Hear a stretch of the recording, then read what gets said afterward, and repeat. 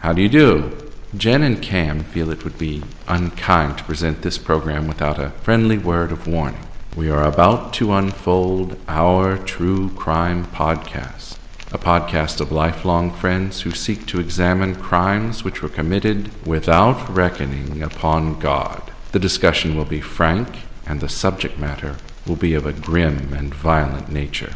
I think it will thrill you. It might even horrify you. So, if there are young children listening, or if you feel unwilling to subject your nerves to such a strain, now is your chance to, well, we've warned you.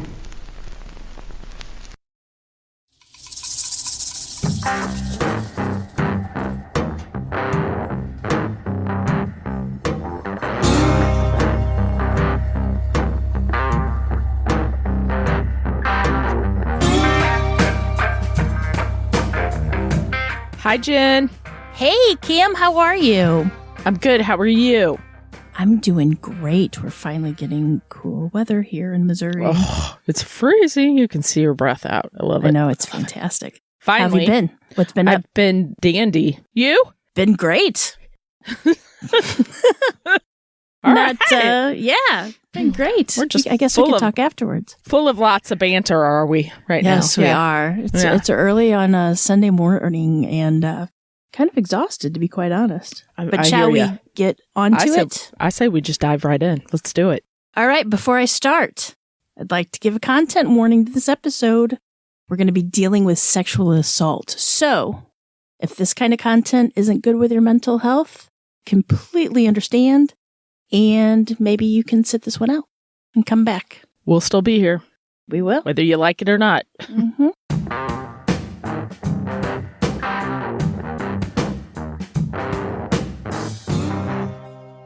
In the early hours of September 13th, 2016, a woman that we will only know as Jane Doe loosened the clothes that were used to bind her hands and legs, found her captor's phone, and quietly dialed 911. When the 911 dispatcher answered, Jane Doe whispered she had been abducted. She gave her location and told them that she was lying next to the man who had taken her and held her hostage. When the dispatcher asked if she knew the name of her kidnapper, Jane Doe replied, Shawn Grate, and then described him as a white male, about 6'2", 175 pounds with brown hair. Have you heard this 911 call? No. Gives me the creeps. I will post the link to it. It's on YouTube. It's like 15 minutes long. As the 911 dispatch keeps Jane Doe on the line by asking her questions for a stress-filled 15 minutes, officers from the Ashland Police Department scrambled to find the caller. Jane Doe told the dispatcher where she was in the house and described how to get into the bedroom where she was being held captive. When asked if she was bleeding, Jane Doe softly cries and then whispered, "Not anymore." In the middle of the call, Jane Doe accidentally sets off a taser gun, causing her to panic and Grate to wake and sit up. Terrified, Jane Doe remained quiet and waited until he went back to sleep. Later at trial, Jane would be asked what she was thinking when Grate woke up. Quote, "At least the 911, and then she started to kind of cry, and she said, "At least they knew my name." Jane Doe asked the dispatcher how much longer until the police would arrive, and said that she was too afraid to leave for fear of waking Grate up. Dispatch said the police are in the area. Once Jane can hear the officers, she feels confident enough to leave the room and to go to the window, but the police don't see her. Thankfully, the police were able to get inside without waking Grate, and then he was immediately arrested. Was he drunk or something? Or just really tired? We'll talk about it later, but he would leave sometimes and go do drugs, I believe, or something, or drink. I don't know. Okay. So he was... And come back. Yeah. One of the first responding officers to the scene, Detective Kurt Dorsey, would later recall finding Jane Doe in the kitchen. Quote, "The best way to describe her is complete and utter shock. She couldn't move. She just stared straight ahead. A face I'll never forget." And then at trial, Jane Doe would go into detail about what had happened to her. 38-year-old Jane Doe met Shawn Grate, who's 40, almost 2 months earlier at the Kroc Center in Ashland, Ohio. The Kroc Center is a community center and food pantry run by the Salvation Army and named after Ray Kroc, who is... Founder of McDonald's. Yes, very good. Thanks. The McDonald's Corporation. He wasn't the founder of the actual restaurant. He just bought the restaurant for somebody and incorporated it all and chained it and all that kind of good stuff. But I digress. Anyway, although Shawn showed interest in Jane Doe, she didn't return the feelings that he had for her. And she felt it was more of a platonic relationship. They would eat lunch together, go for walks, talk about the Bible, and sometimes play tennis at the park.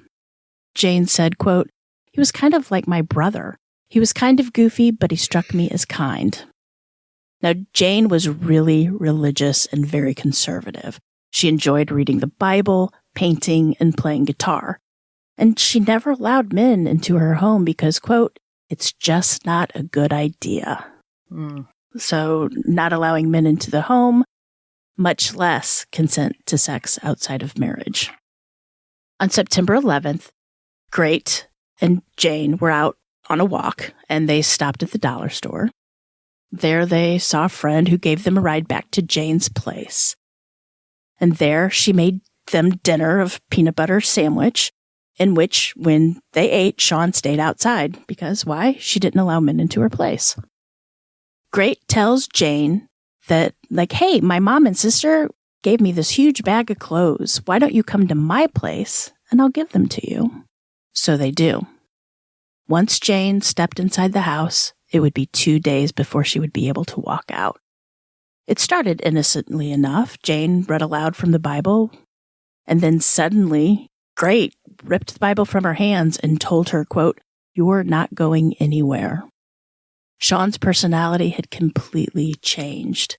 He had always been so easygoing, but now, with her, he was very angry and violent. The two fought. Jane recalled, quote, "I tried to push him away and get up, and I was doing everything, trying to kick, punch, but everything I did, he just did it so much harder." Shawn hit Jane in the head and face. He then choked her until she stopped struggling and complied. Jane Doe said that Shawn Grate sexually assaulted her in every way imaginable over the next 2 days. He would tie her up and give her pills, which he said that they were muscle relaxers.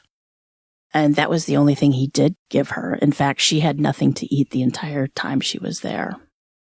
At least 3 separate times, he bound her to the bed and applied makeup on her face, which was pretty much to cover up the split lips and the bruises to her face. He then would put duct tape over her mouth before he assaulted her. Sometimes he would even video record the assault on his phone. Grate always kept a close eye on her, and she was too afraid to even think about escaping. Grate left the house a few times, and when he did, he made sure to tie her up in a way that if she tried to escape, she would strangle herself. When he would return, Grate, quote, "got high and started sexually attacking Jane." Every hour she spent in that house, she was abused. He even, quote, "marked her" by shaving a heart into her pubic hair. She was physically, sexually, and mentally tortured the entire 2 days. After being freed of her captor, Jane Doe was taken to the hospital and given a sexual assault forensics exam by Lisa Riley. Riley, a nurse at University Hospital's Samaritan's Medical Center, which is really long thing to say, said that Jane Doe was, quote, "fearful and nervous," and she rocked back and forth during her exam. She was terrified, just terrified. Jane had cuts and bruises throughout her body, along with head and vaginal injuries. Once the exam was over and Jane Doe was able to shower, Lisa Riley gave her a razor so she could shave off the heart Grate had left. Ugh. That's just an insult. Demeaning. As Jane was being taken to the hospital, police walked through the house where she was kept. In the downstairs room, they saw restraints fashioned out of clothing on the bed and on a chair. The upstairs bedroom, there was evidence that someone had been tied to a sofa. And then when they went in the basement, police found the remains of 2 other humans. Really? Mm-hmm. At the police station, after Shawn was arrested, he was interviewed by Captain David Lay, who was leading the Ohio Bureau of Criminal Investigation. As it so happened, Captain Lay had been looking for Jane Doe before he even knew that she'd been kidnapped. He'd wanted to speak to her about a missing woman by the name of Elizabeth Griffith. Shawn Grate admitted to squatting in the house on 363 Covert Court. He said he really cared about Jane Doe and that the two had planned to get married, and jokingly said that he only kidnapped her and tied her down on the mattress because it was the only way he could get her to stay with him for a few days. Because, quote, she stays at home and hides with her Bible all the time. Honey, if you have to tie her down, she's not yours. Yeah, no kidding. Shawn Grate even said that even though Jane didn't believe in premarital sex, he did have sex with her, and it, quote, ended up that she just didn't like it and she was beating herself up about it. Captain Lay said it looked as though Grate had beaten her up, and Shawn Grate explained that what he did was completely out of character and that he did hit her and that actually he had cuts on his knuckles from one of her teeth. When he hit her teeth cut his knuckles. When asked if he had sex with Jane against her will, Grate responded that yes, he had, and Captain Lay asked him what that was called. And Shawn replied, rape. So he knew what he did was wrong. He knew, yeah. Police Detective Kim Major then took over the interview. Grate admitted that he did abduct and rape Jane while he held her against her will in his bedroom. Grate admitted that he did abduct and rape Jane Doe while he held her against her will in his bedroom. The interview then turned to the disappearance of Elizabeth Griffith, a woman who had gone missing about a month earlier. Captain Lay knew that Shawn had known Elizabeth, and after denying any knowledge of Elizabeth's whereabouts, Grate finally stated that Elizabeth had been, quote, set free. When Detective Major pried further and asked where Elizabeth was, Grate answered, quote, in the house where I came from. Elizabeth Griffith was a 29-year-old woman from Ashland, Ohio, who suffered from schizophrenia. She was last heard from on August 16, 2016. Like Jane Doe, Elizabeth had met Shawn at the Kroc Center. Jane had known Elizabeth and recalled her being sweet but childlike, and had said that Elizabeth would talk about her mental health when first meeting anyone, and that would have easily led to her being taken advantage of. Mm-hmm. According to Grate, Elizabeth invited him into her apartment. They talked and played Yahtzee. After the game of Yahtzee, they went to 363 Covert Court, ate barbecued chicken, and then Elizabeth returned to her apartment. At about 11 o'clock that evening, she called Grate again and asked if he wanted to play some more Yahtzee and maybe talk some more. She was lonely and wanted a friend. They went back to Covert Court, where Elizabeth said she just kind of wanted to check the house out, see where Shawn was living. They went upstairs to the bedroom, and Shawn stood behind Elizabeth and strangled her. Grate has denied having sex with her, but Grate had removed all of Elizabeth's clothing after killing her and hog-tied her just in case she did wake up. He then hid her body in a closet in the upstairs bedroom in the abandoned house on August 17th. Grate also said that he entered Elizabeth's apartment a week later and destroyed the Yahtzee score sheet that had his name on it, and then he stole some small items in her house. Shawn Grate would later give an interview to 19 News where he talked about murdering Elizabeth. He was a talker. He loved to talk to the news. Quote, I'm trying to justify it as compassion. The short time I talked to her, she cried several times. Just about life and how she couldn't find anyone to love her. She had a mental illness. All I wanted to do was show Elizabeth that she wanted to live. I'd say, give me a hug. We're all in this together. I'd choke her until she said she wanted to live. And she just didn't. Hey, if that's what he's telling himself. His story would always change, so who knows? I was going to say that obviously he's not mentally okay. When Detective Major asked if there was any more bodies in the house, Shawn answered yes, there was one more in the basement. Stacy Sandley, otherwise known as Stacy Hicks, was a 43-year-old mother and grandmother who had been reporting missing just the week before. Shawn had met Stacy at the gas station when she had had a flat tire. Shawn said, quote, "We started hanging out. She came in and everything was fine and we started kissing. Then Grate forced Stacy to have oral sex and he tried to videotape it with his cell phone. Grate said that Stacy then, quote, wanted to play the innocent thing. So he then just kind of snapped. Well, he snapped because Stacy took out her can of mace to spray him, and that's when he strangled her.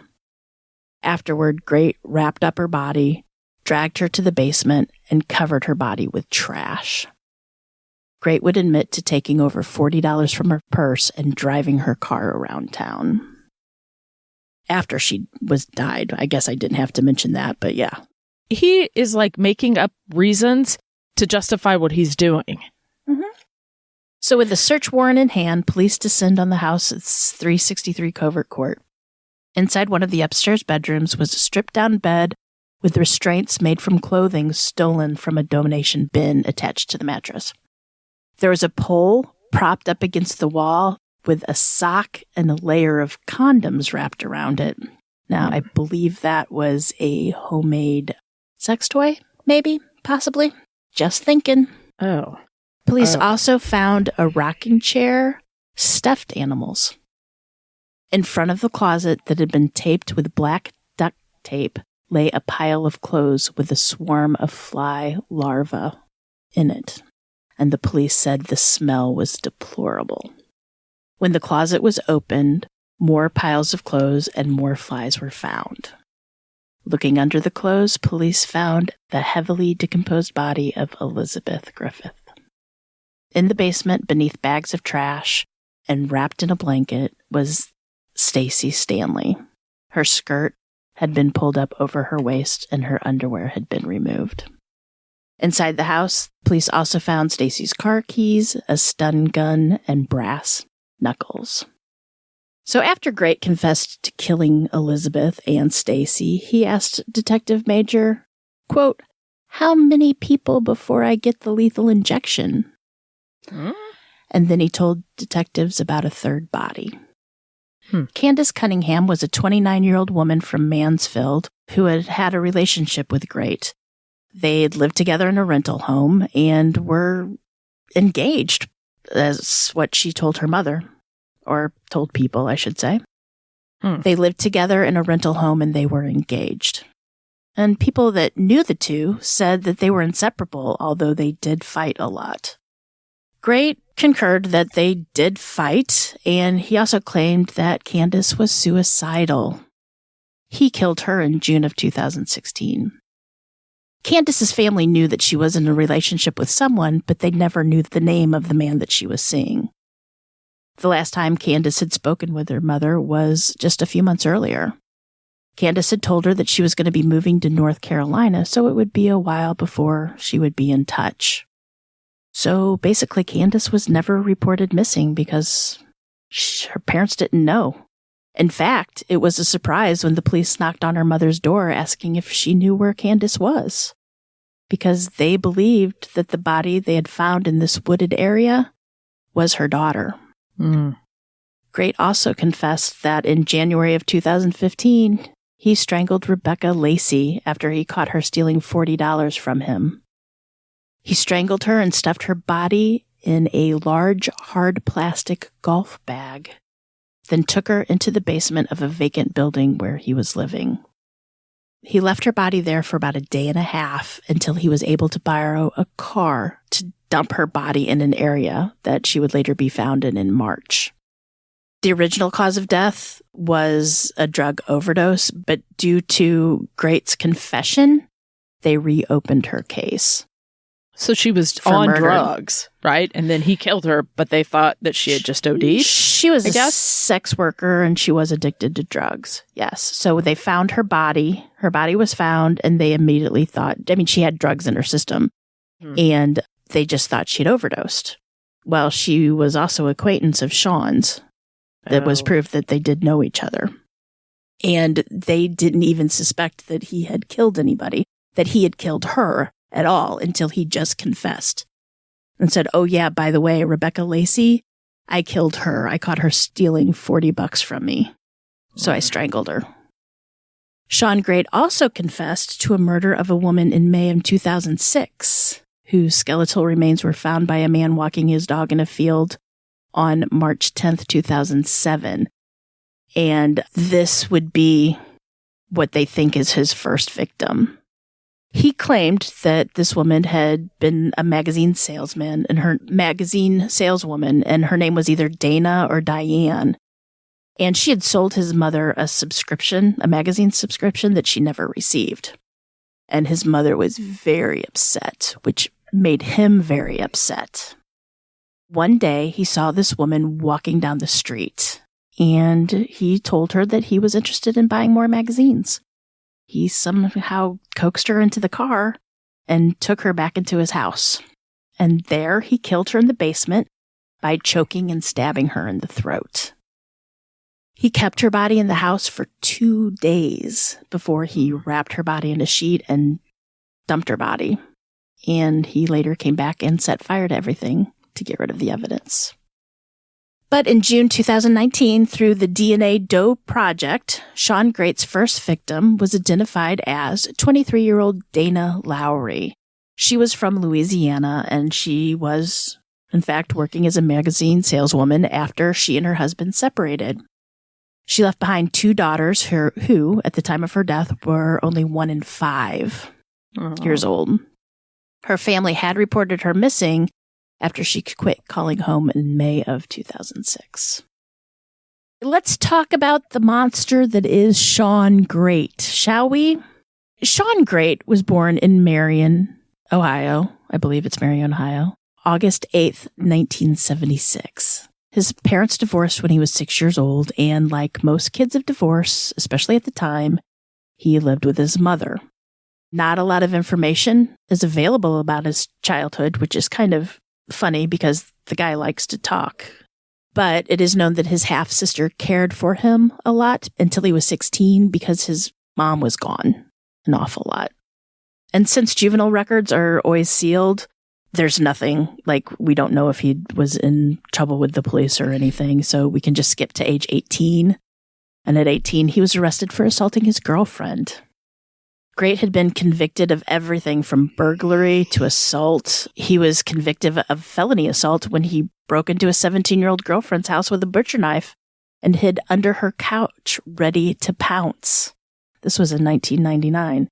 He's been in and out of jail constantly until January of 2003. In his mid-20s, Shawn would sink into these deep depressions and his behavior would become erratic. Many women found him charming. His own mother told the Daily Mail, quote, "Yes, he's good looking, but the devil's good looking too." That's a good quote. He ain't no red horns and all that stuff. You find out he's charming, and of course, that charm can charm the pants off anybody. Shawn was a master of manipulation, and he took advantage of his good looks. And he always took advantage of people, and especially those that he was able to get money from. He was kind of a asshole, con man, kind of. He could manipulate women into giving him money, and he didn't have to work, and yeah. Mm-hmm. He had 3 children between the 90s and 2012, and each child had a different mother. But each one had called the police on him due to violence they experienced with him. Interesting.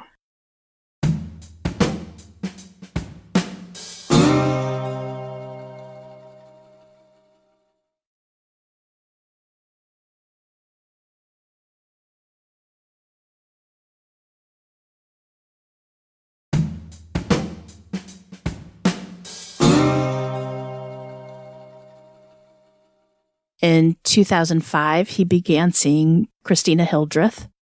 The relationship lasted 5 or 6 years, and she said it started off really good, but as time started to go by, he started to change.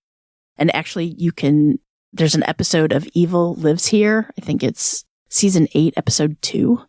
That is just all of Christina talking about him. And she describes how he just seemed to become paranoid.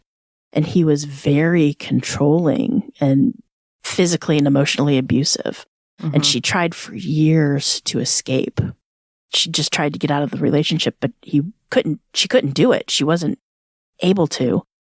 Until one night, Christina and Grate had this huge fight that she ended up with a broken hand. So he took her to the hospital. While Shawn was still in the room, and why the doctor did this, I had no idea. But while Shawn was still in the room, the doctor asked if Shawn was the one that broke her hand. Now, of course, Christina's going to deny it because, he's in the room. Yeah. But they asked Shawn to leave, and the doctor's like, listen, we already know it's him. With your bruises, we know it's him. So Christina did say that it was Shawn, so they called the police, but as soon as Shawn sees the police, he leaves. Oh, yeah. I would have thought he would have left when they asked him to leave, knowing that happened. He takes off, and the police can't find him. And he just disappears. Nobody can find him. So Christina is staying with friends, and finally she has to go back into the house that they share to get some clothes. So, of course, she goes by herself, which is number one. Don't do that. And all of a sudden, he's inside the house, and he attacks her. He had, slipped in through a back window or something, and he tries to drag her into the bedroom, and she just knows he's going to try to kill her.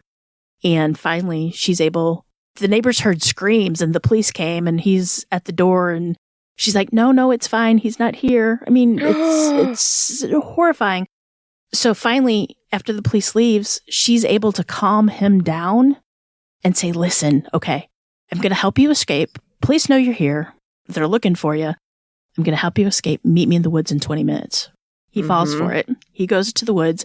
She doesn't pick him up. Instead, she goes to the police, tells him where Grate's at. And then he was arrested on domestic violence charges and sentenced to 120 days in prison, where, according to Christina, he stews. Oh. And he plots revenge for her. She even meets up with a guy that was a cellmate of his. And he goes, wait, you're Christina? You need to get out of here. Wow. Yeah, you should definitely watch it. It's really creepy. He's absolutely terrifying. And Christina also talks about how when she first goes into the house where Shawn was, that he has her clean up what she now thinks is the blood of Dana Lowry. Oh. The guy is a creepy son bitch. That's all I'm going to tell you. Creepy son bitch. To say the least, I would say. But anyway, in 2011, he gets married, and the marriage, and has a kid. I don't want to say her name because she says she's completely done with being connected to him. She doesn't want to be connected. Gets married, and she pretty much has the first of his 3 kids, and the marriage only lasts for a year, and she divorces him, and then, of course, she has to file a restraining order against him. So back to present now. In October of 2016, while Shawn awaiting trial, Grate wrote a letter to News 5 Cleveland explaining his motives for killing all these women. He is a chatty little Kathy, isn't he? He is. He believed government assistance had taken the minds of these women. He said, quote, they were already dead. Just their bodies were flopping wherever they can flop, but their minds were already dead. The state took their minds once they started receiving their monthly checks. And I cannot find this article, but I swear one of the ones I read, they asked him if he had any other questions, something else that he wanted to say. Can't find this article, and I'm going to keep looking for it. But the last thing he said was, yeah, my cellmate's crazy. And I've got to find it. I read it somewhere and I forgot to mark it because I remember thinking, are you looking in the mirror, Shawn? Yeah. I was going to say, hello, pot, meet kettle. Exactly. But I'm going to try to find that. And of course, if I do, I'll put it in the show notes. Grate was arraigned on murder charges in the Ashley County Court. after being indicted on 23 charges, including murder, aggravated murder, rape, and kidnapping, for the murders of Stacey Stanley and Elizabeth Griffiths and the kidnap and rape of Jane Doe. Grate initially pleaded not guilty, but was openly speaking to the media about his crimes. He gladly would tell anybody that would listen what he did, but no, I'm not guilty when it came to the courts. No. His trial began on April 23rd, 2018, and the prosecutor, Chris Tunnell, addressed the jury in his opening statements and told them, quote, "This is not a whodunit case. This is a he-done-it case." Jane Doe took the stand and testified for almost 2 hours, and you can watch it all on YouTube. In fact, I think you can watch the entire trial on YouTube. And Jane's testimony is horrifying. I'll post a link in the show notes, but it's, don't listen if your mental health is in jeopardy. I'm telling you again, it's terrible. She's a strong woman. That's all I got to say. The family and victims of Stacey and Elizabeth also testified along with all the police officers and detectives who had interviewed Grate after his arrest. Shawn Grate changed his plea to guilty for the 15 charges on May 2nd and was found guilty on all counts on May 7th. He was sentenced to death with the initial execution date set for September 13th, 2018, but that got a stay because he had still to be tried for the murders of Rebecca, Candace, and Dana. On March 1st, 2019, Grate pled guilty to the murders of Rebecca Lacey and Candace Cunningham in Richland County and was sentenced to life in prison without parole for the murders and 17 to life for the other charges running consecutively. Now, kind of strange, but when they read his sentencing for Rebecca Lacey, Rebecca's family doesn't really believe that Shawn killed her. They believe that it was Rebecca's dealer that killed her. So really? As soon as they read the statement of charges or whenever they pronounced him guilty, the family got up and walked out. Really? Mm-hmm. Yeah. And on September 11th, 2019, Shawn would stand trial for his first victim, Dana Lowry. He pleaded guilty to kidnap, aggravated murder, and gross abuse of a corpse, and he was sentenced to life in prison without parole. And in February of 2021, Shawn appointed a new attorney, Elizabeth Eric from Lexington, Kentucky, and she filed an application to reopen his death penalty case. But the Ohio Supreme Court denied the application, and sorry, he's still sentenced to die. But as we know, the death penalty cases that we have here in the States, it may never be carried out. And if it does, it will take years, decades even, for it to happen. But as of right now, he's right where he belongs, thanks to the very brave woman we will only ever know as Jane Doe. Bless her heart, man. Whew. She saved countless lives. I thought he was dead. I thought they executed him. So they didn't. He's still alive, huh? He's still there. He's still hanging on. I think he's now medicated, which might give him a little bit more clarity. Wonder what his mom says. Like, what his mom thinks. I don't know. I really suggest people watch that Evil Lives Here. That was the only show I could find on him. But Christina talks about, he never really talked about anything. His past, his mother, anything. And then one time he met his mother and his mom kept saying, well, have you noticed any of the mood changes? And she would never go into it. So they knew at a young age that there was something wrong with him. Wow. But yeah, besides the one interview where she said the quote about the devil and everything, she hasn't spoken about him at all or anything. I think that was her only interview she ever gave. I can't believe, and I always wonder about this too, how a lot of these killers get a wife or a girlfriend and they may be abusive to them, but they don't kill them. You know what I mean? It's just weird. Well, watch that Evil Lives Here episode. They show her a picture of him in prison. He's in his gear and he's got this little smirky smile. I know the picture. And he, she goes, yeah, that's him. She said that he would like to hurt her and then take photos of what he did to her. That was like, he would kind of get off on that. Yeah. And he's something. I'm telling you. He needs to go. He's right where he belongs. He doesn't need to go nowhere, no place. He needs to go. Like the big sleep. You know what I'm saying? See you, bye-bye. I don't know. But then you get to think, okay, if he would have been medicated, if he would have stopped, would that have helped him? Could this have happened if he would have gotten the right medicated? Help? Yeah, I don't know. We don't know. Yeah.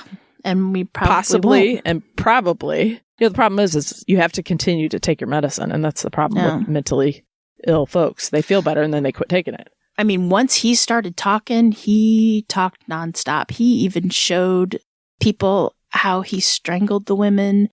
He went into detail about everything. He just, it was almost like somebody was dying. He liked calling newspapers and things too, the news. Oh, yeah, writing the news and telling them. But I did not, I'm going to plead not guilty. Right. I'm going to plead not guilty. Yeah. Yeah. Yeah, all right, buddy. He's something, let me tell you. Something is not the word I choose, but yes, I agree. Horrible is what that is, let me tell you.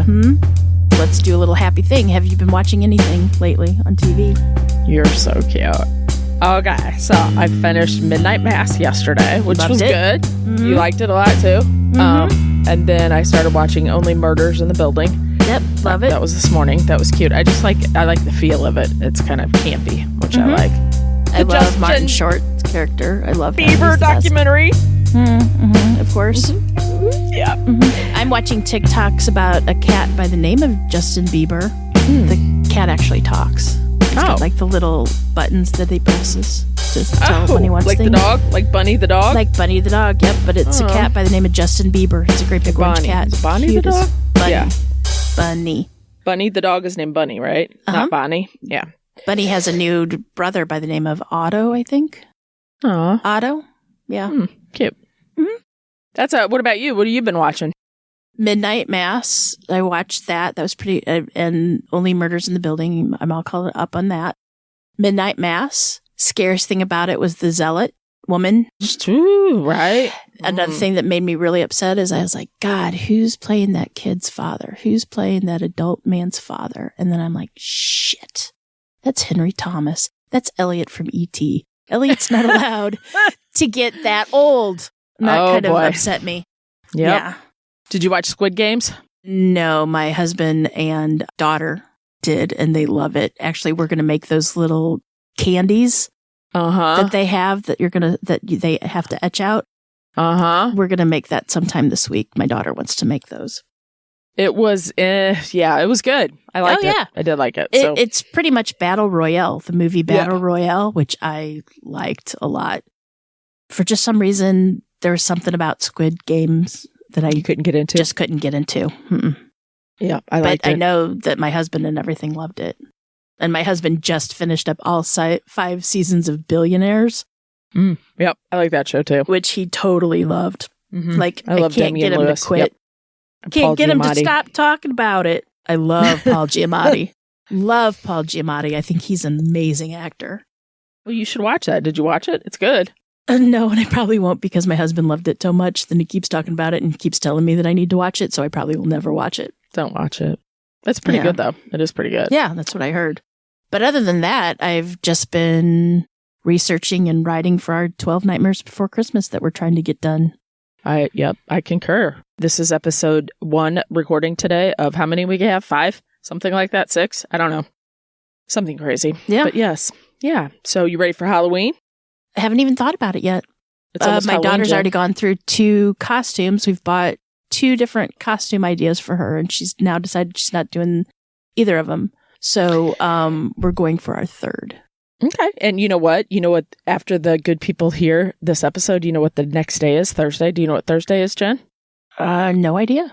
It is your birthday. It is Jen's birthday. I know. And yesterday was yours. Yeah. But see, mine's gone now. And now we talk about yours. Yeah. So, yeah. But anyway, my daughter's funny. She's going to dress up to be, her and all of her friends were going to be fairies. And then she decided she wasn't going to do it. So then she decided she was going to do some kind of clown. Wanted to do some kind of creepy clown. And now she's like, I don't want to do any of those. And I'm like, okay, what do you want to do? And she goes, it's either between, you either want to be an astronaut or Jesus. Like, okay. Okay. Yeah. All right. All right. Well, so we'll see. Well, that's telling you. Yeah, I'd say so. Well, good. I'm glad. I love her. I think she cracks me up, but we already knew that. Yeah. Anyway. All right, Jen, I think that's it. We're going to wrap up so we can keep going. We do, but this, hey, you know what? What? We haven't been playing promos. We have not. And we do have a new promo by our really sweet man, one of the sweetest men in podcasting, our friend Mike Morford. Sweetest people. He's one of the sweetest people, but he's also one of the sweetest men. I know, but if you say people, it just, it's everybody. So okay. Super nice. You know what I'm saying. Being inclusive, I understand. Yeah, it's just everybody. But Mike Morford, or Morph, as everybody knows him, for the next couple of weeks, we're going to be playing all of his shows. Today is Murder in the Family. And have you ever listened to Murder in the Family? I have. It's good. It's so good. He does such a great job dealing with, or speaking, I should say, interviewing these family members of people who have been murdered. And he's a top-notch kind of guy, I just don't understand how he has so many shows and we only have one and we can barely do it. One. I know. It's because he's magic. Mike is magic, I promise. I guess. Well, I think we need some of that magic. He is. He's really, he's one of the good ones.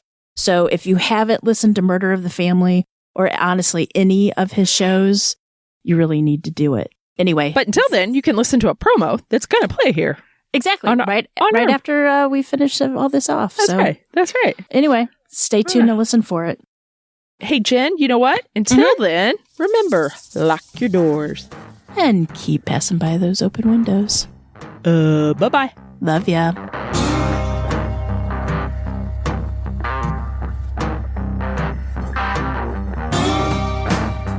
Today's episode was researched and written by me, Jen. For more information about this episode, as well as all other sources, please check out our show notes or the podcast website at ourtruecrimepodcast.com. Our True Crime Podcast is developed and created by the hosts, Jen and Cam. Original music and audio mix of all our True Crime Podcast episodes is courtesy of Nico Vettese from We Talk of Dreams. You can reach Nico at wetalkofdreams.com. Listener discretion is provided by Edward October from OctoberpodVHS. You can find all of his great works on YouTube. Please make sure to like and subscribe to our True Crime Podcast wherever you listen to your podcasts. We can be reached on Instagram and Facebook at Our True Crime Podcast, or on Twitter with the handle at Our True Crime Pod. You can also email us at ourtruecrimepodcast@gmail.com. We would also at this time like to thank our patrons. We would be so lost without you. Thank you so much. And if you would like to help support the show, you can check us out on patreon.com/OurTrueCrimePodcast. You can also show your support by leaving a 5-star review on Apple, or simply just tell your friends about us. It's that easy. Love ya.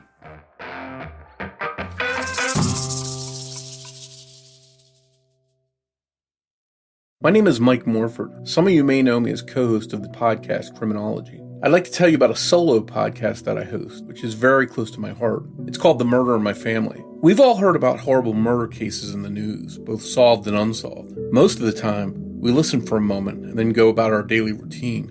But have you ever wondered who those murder victims were? Or thought about their backgrounds? They're more than a blurb in the news or a statistic. They were real people living real lives. They were someone's child, parent, sibling, or friend. In The Murder in My Family, I try to get to know those victims with the help of the people that knew them best, their family members. Together, we talk about the lives and tragic deaths of their loved ones, as well as the ripple effect the murders had on surviving friends and family. Some of the episodes feature high-profile cases you're probably familiar with, like the Colonial Parkway murders, the Delphi murders, or the Golden State Killer murders. But many other cases are ones from small towns all over America that barely made the news. There are dozens of episodes of The Murder in My Family available right now to binge on. Subscribe wherever you listen to podcasts.